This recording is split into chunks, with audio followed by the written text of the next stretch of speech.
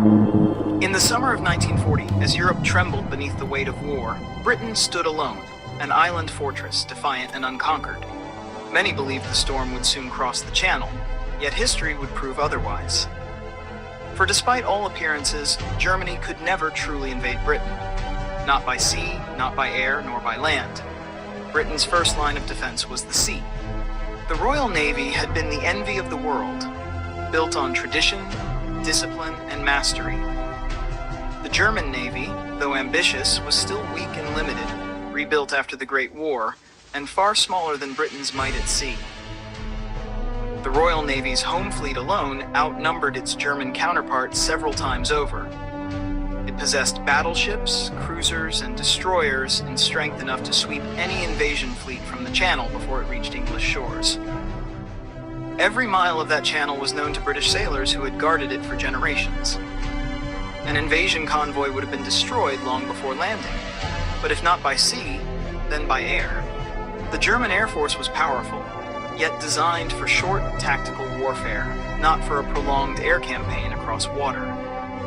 Over Britain, the balance shifted. The RAF fought from home ground, guided by radar, flying the Spitfire and the Hurricane, machines of speed and elegance. German pilots had only minutes over England before fuel forced them back. The British could refuel, repair, and return. Each flight for the Germans was a gamble. For the RAF, it was defense of home. Even when outnumbered, they fought with the advantage of proximity and purpose. Thus, the Battle of Britain became a test of endurance, and endurance belonged to the island. Even if, by some miracle, German troops had managed to land on British soil, the fight would have only begun.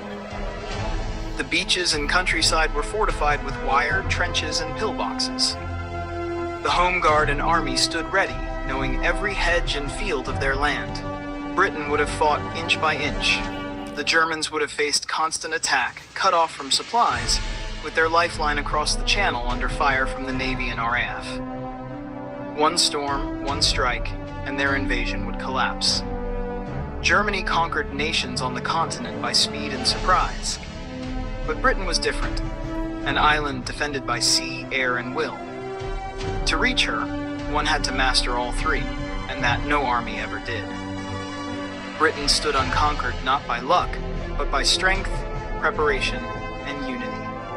Her navy ruled the waves, her air force commanded the skies, her people stood firm. History remembers not the threat of invasion, but the unbroken defiance of an island that refused to fall. For as long as Britain commands the sea, she shall never be conquered.